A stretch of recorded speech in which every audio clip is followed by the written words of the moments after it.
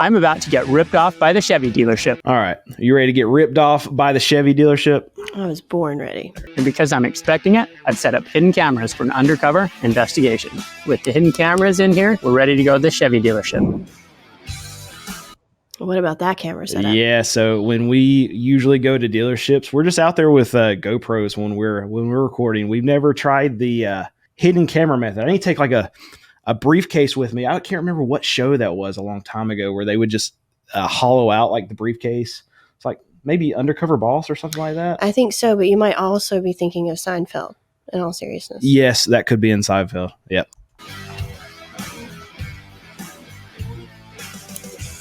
We've got an appointment, a few minutes late, 10 o'clock. Mike, the guy that actually did this video, he tried to go back to this same dealership. I talked to him last night before we were recording this, and he was invited to not go back there again. So maybe that's not a method we should take. I think we've had enough issues so far. Only been kicked out of one dealership, so that's good. This is Johnny. He's our service guy. Before revealing the surprising undercover investigation of what really happened at the dealership, let's first go back 1 week earlier to the phone call. Speaking of Johnny, I think Mike said they actually talked to Johnny again, and Johnny got in trouble for all of this. So I bet he did. I hate that for Johnny, but yeah, way to go, Mike. You're ruining people's lives. The appointment. All right, should we find out what the Chevy dealer is going to rip me off for if I try to get a new key and fob through them? I'm trying to find out cost on a key and fob for my Chevy Silverado. $163.06 after tax. Is that the key and the remote fob, or just the key? Or that is just the remote. All right, so just right here, we will buy key fobs and stuff for our shop where we can actually program a lot of them here. And I usually get them off Amazon, and they're like $6 per fob. I know I do. With inflation, it's probably with inflation, it's probably $7.50. Right. So a little bit less than $163 though. Remote. That's just the remote? Okay. And then the key is $80.68. And then the key needs to be cut. To cut it, I need to get a key code, and the key code is $65. Oh, it's kind of spendy. And then you said there's programming on top of that? Okay. You'd have to get a quote through service on that, but your total after taxes for the transmitter, the key, and the key code is $319.59. And that was, they said they had to get a quote on actually programming it too. So what you saw right there was not the all-in package. It was just the actual hard things that they had to get. Well, they had to request the key code for it too. Is that? Yeah, they did have the price for that part. Okay. $319. Okay. For that, programming is $175. Okay. There's your programming. Then how long should I plan to be there for that? Usually for something like that, it takes about an hour and a half, 2 hours, just because we have to verify programming. And then we are going by appointment only. Okay. No one should be paying almost $500 for another. No matter if you're getting key programmed, if you're getting whatever fixed, they go off of actual hours to charge you for labor when you're going into any kind of service center out here. And they have this golden book that they use to pull the actual time frame to figure out how much it costs. I give you an example. So if we get like a coil replaced in a car, it might only take us 15 minutes to replace this one little coil, but the book is going to say it takes an hour and a half for this coil, even though every mechanic knows it's going to take 15, 20 minutes to replace this coil. But what they'll do is they'll actually book your price. They'll charge you off of what the book says the time frame should be. So if you're paying $60 an hour in labor, and that's low in this environment, but for an hour and a half, that's $90 labor just on that coil. That's going to probably take them 15, 20 minutes. And even if they return your car to you within 30 minutes of them getting it, they're still going to book out that job for labor for an hour and a half because that's what the book time says. Key and fob to start your vehicle? That's robbery. Let's do a little head-to-head comparison of the Chevy dealership and Tom's Key Company in making a spare key for the Silverado. Now, back to the undercover footage as Johnny checks me in at the Chevy dealership. Are you okay leaving it? Do you see how low that camera is? Where was that camera coming from? Where did he have that camera on his body? I had something that said GoPro bag or something. So I don't know if he had a book bag on or a briefcase or something that he's carrying. That was a crotch cam. Oh, okay. I didn't it was right there. that. Mike, are you using a crotch cam? For the afternoon, What kind of time frame were you thinking? probably 3 or 4 hours. So we can set up Calendar. first part of next week. And I'm like, 3 or 4 what? hours. I had an appointment. What do you mean you can't accommodate me? Service guy told me to plan on about 4 hours to get the key and fob made. So with all that time on my hands, I could look around the dealership, check out some vehicles. So we deal with older cars at our dealership. And when we are actually programming these fobs on these older cars, it takes 15 to 30 seconds for us to program them. I'm sure these newer vehicles take way more time. They have way more technology than the stuff that we usually program here at our lot. But it only takes us about 15, 30 seconds to program our keys. Not keys, key fobs. Vehicles. Eventually, I headed down the street, pulled out my laptop, and did some work. I'm excited to look at this undercover footage. It looks like about 5 minutes after I finished checking in, the pretty young kid comes to take the truck. He's singing to himself.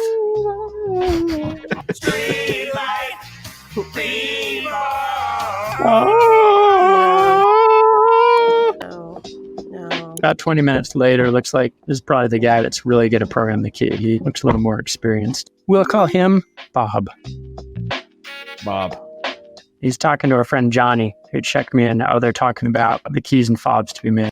So see this dash cam? How do they not notice that this cam is literally sitting right there in their face? I don't know if you watched the video in the beginning that we just watched, but in the very beginning, he has a suction cup something on there. So I don't know if it's like a cell phone holder. I'm not sure what it was, but there's some kind of black suction cup thing on the actual windshield that he points to for the cameras. There's that. There's one over there on the seatbelt, and then there's an Amazon box. I don't see the seatbelt cam It's hanging. there. I You think see it's it? still there. I mean, maybe. I think that's it right there. Anyway, And then he's there's a got box on and the he's got the seat. crotch cam. You know, we're not getting you a crotch cam. I don't know. I need a crotch cam. No. Yeah, to go to these dealers. Oh, let's just go. Ed. Am I doing one or two, or just doing it as an ad? Just an ad. Right. Cool. Thanks. I've been hanging out here for an hour. They just got started. They said it's going to be as much as 4 hours by the time they're done. Sure hope it doesn't take that long. Seems a little crazy.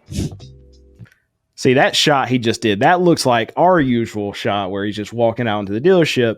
And you can go out now to these dealerships, and we almost never get stopped by salespeople. There'll be once in a while that we'll have somebody come up to us and ask, hey, do you need any help? But it's surprising to me that whenever we're walking out on these dealerships that we're just not bombarded by salespeople, because that's not really how it used to be. It used to be that these salespeople were they're running out the door as soon as you come onto the lot. And because of this environment that we've had over the last 3 years where the cars are just kind of selling themselves, I think a lot of these salespeople have kind of gotten lazy and maybe not so predatory. Well, not till you step inside. Not till you step inside. We don't ever go inside because we don't want to go inside. Oh, look at that. There, Bob What's that? just grabbed looks like probably his equipment. With his programming equipment plugged in, he's about to program the new remote fob. Looks kind of like Ron Swanson a little bit every now and then. Ron Swanson programming the key fob. That could be interesting. Oh, yeah. Look at that. Less than 10 seconds. Once he hooked up his equipment, he programmed that fob. That was pretty quick. It's not a surprise there. It practically took him longer to get his equipment and plug it into the vehicle than it did to actually program the remote fob. I think he went to the parts department here. He's been gone for a couple minutes. Katie's back with the key. There we go. Oh, we start. We're recording? No, not right now. Can you put it out there? My mom just came in here and gave me some snacks for Christmas. So that's what came in. And And now he's all distracted. now I'm completely distracted. I don't know. So we'll And go hungry. back. With his programming equipment plugged in, he's about to program the new remote fob.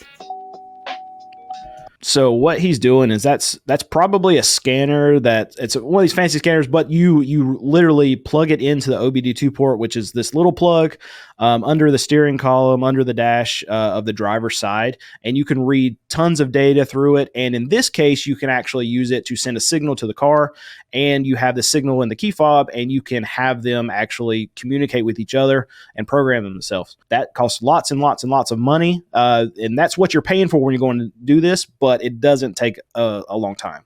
Katie's back with the key. Here's the test. There you Here's the go. test. Oh, he's starting the engine with the original key. And it cranks. Woo! I think it was the original key. Oh, it's original key. Never mind. Let's try the other See, key. He's starting it with the new key. This is the programming New key. procedure Here for we go. Chevy. Here it is. Look, he's done. Yeah, we've got about 10 seconds on the key as well. We've got a multi-point inspection in the bill. Let's see what happens with that.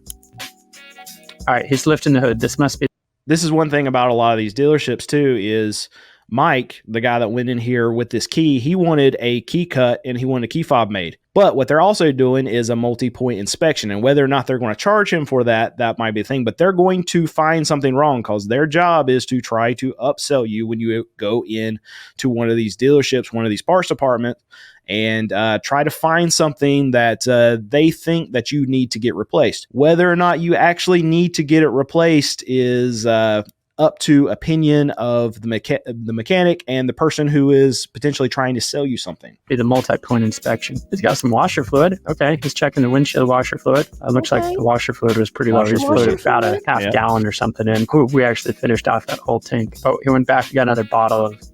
He's filling it up. Oh, and he closed it. And that was 2 whole jugs of washer fluid.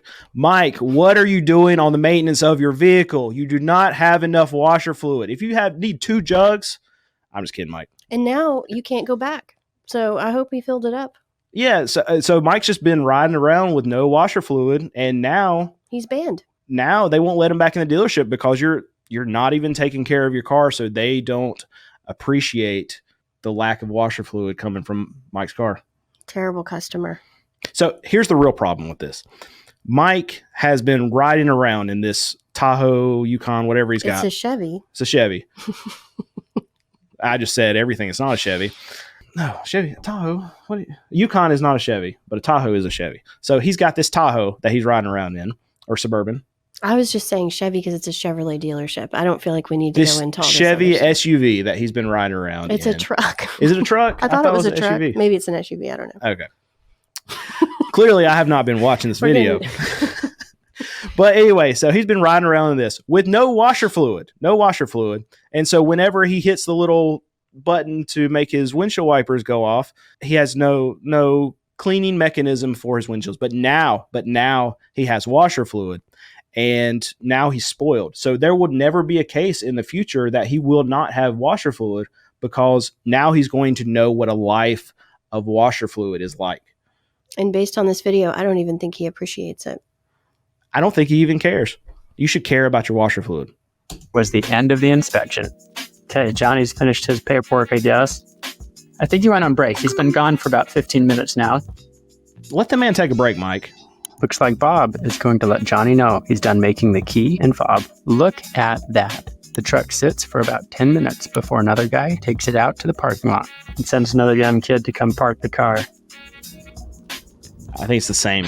There we go. Looks like the vehicle got parked for the first 40 minutes. Took all about 4 minutes of programming. And then it did a multi-point inspection, which consisted of refilling the windshield washer fluid. And then the truck sat some more. So how about that? That's what Mike doesn't sound very grateful about filling up the windshield washer fluid. Not at all. I think that's incredibly rude. And I would like to know what the union would say about all this. I think the union's pro windshield washer fluid. They're definitely pro brakes. Yes. They're definitely pro brakes. We're not going to get into that on this video. I learned with the undercover footage, a lot of vehicle sitting and waiting just so the service guy Bob could take care of his programming for a couple minutes. Watch what I do. I'll sit in the parking lot once I got my vehicle back. Well, I'm really surprised. They said it was going to be about 4 hours before I got my car back, and they texted after just 2 saying it was ready for me to pick up with a new key. Overpromise, underpromise, and overdeliver. There you go. That's what I like about this Chevy dealership. Windshield washer fluid that Mike would have never put in his car. Obviously. And then half the time of actually doing the job. And it only sat for 45 minutes. Well done. Only $500.